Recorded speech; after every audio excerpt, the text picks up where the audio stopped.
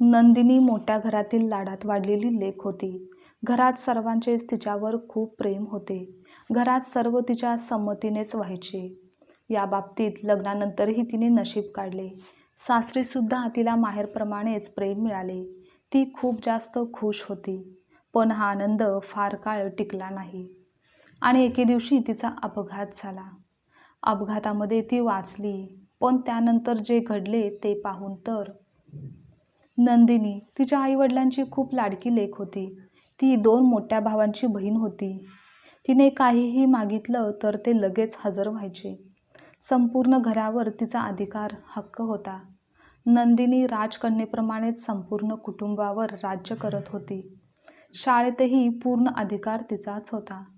ती एका मोठ्या घरची लाडाची लाडकी लेक होती.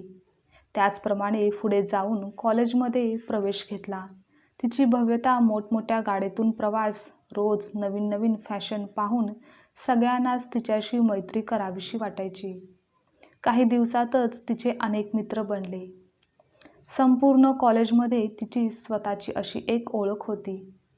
याच दिवसात त्यांच्या घरी एक नातेवाईक आले होते. ते कुटुंबीय होते आणि वडिलांची त्यांच्याशी जुनी अशी ओळख होती. नंदिनी दिसायला सुंदर, सोज्वळ होती.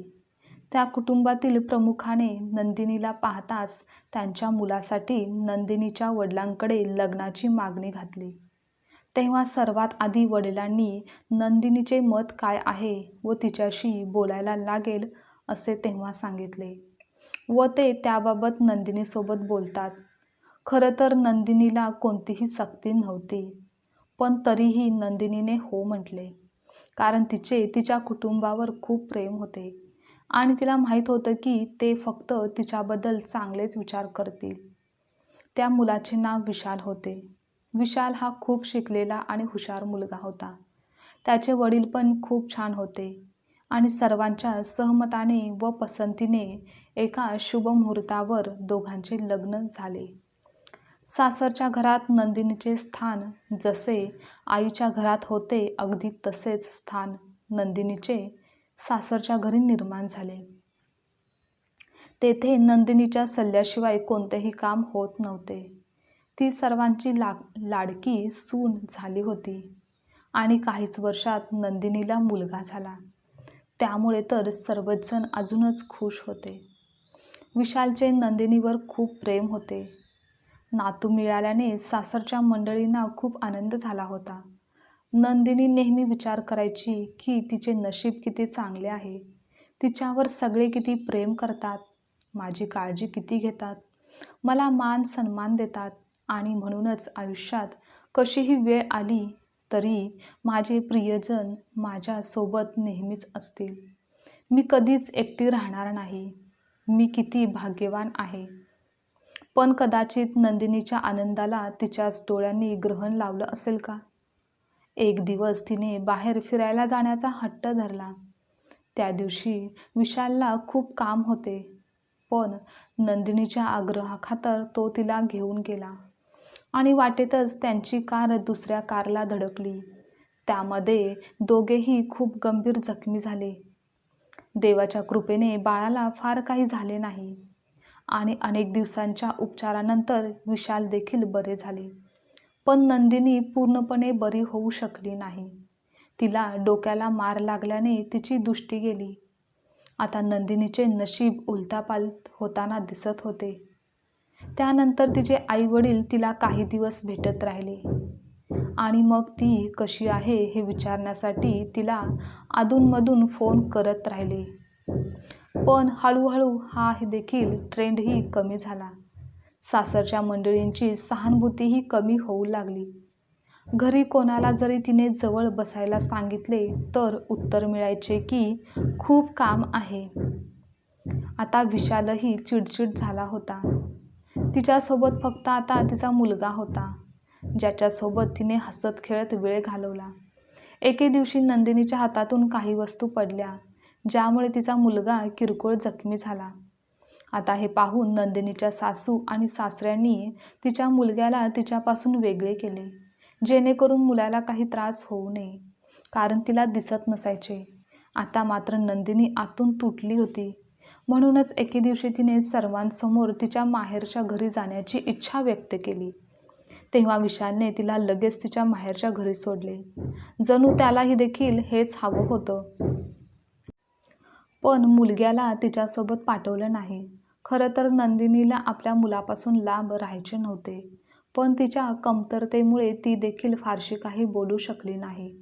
थोडे दिवस माहेरी राहिले तर वातावरण थोडे बदलेल असे नंदिनीला वाटले. कारण इतके दिवस ती कुठेच बाहेर गेली नव्हती. इतक्या दिवसांनी तिला पाहून घरच्यांना फार आनंद झाला. नंदिनी घरी पोहोचल्यावर सगळ्यांना खूप आनंद झाला होता. जेवणातील सर्व काही तिच्या आवडीनुसार तयार केले होते. आई, वडील, भाऊ, वहिनी यांच्याशी ती मोकळेपणाने बोलली. भावाची लहान मुलेही तिच्यासोबत मिसळली. काही दिवस सगळं काही छान सुरळीत चालू होतं. पण मग हळूहळू सर्व काही बदलू लागलं. प्रत्येकाच्याच वागण्यात बदल होत होता. जणू काही ते लोक आता कंटाळलेले होते.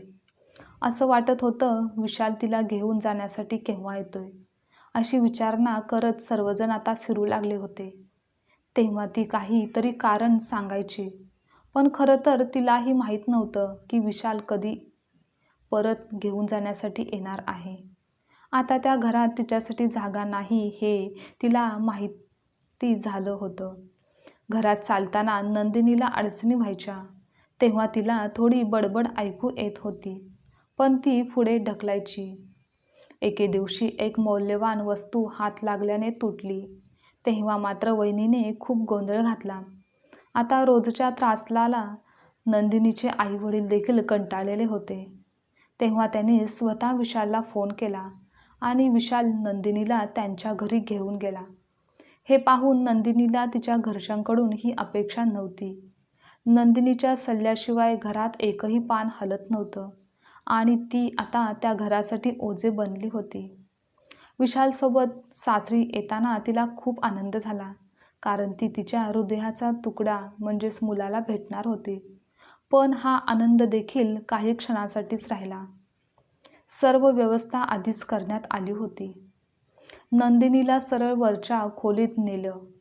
मुलापासून दूर राहण्याचा कडक इशारा जणू देण्यात आला. एका मोलकरणीवर जबाबदारी देण्यात आली. नंदिनी बहुतेक करून गप्पच राहिली. कधी कधी मोलकरीणसोबत थोड्या गप्पा ती मारत असे. तिच्याद्वारे मुलाविषयी जाणून घेत होती. दिवस असेच ढकलत होती. ती आता जगत होती. मनातून तर ती केव्हाच तुटली होती. फक्त श्वास चालू होता, तोही केवळ तिच्या मुलासाठीच. सर्वांची लाडकी मुलगी आणि सून सगळ्यांनाच आता ओझं बनली होती. आजची कथा तुम्हाला आवडल्यास लाईक, शेअर, कमेंट करा आणि चॅनलवर नवीन असाल तर चॅनलला सबस्क्राईबसुद्धा नक्की करा.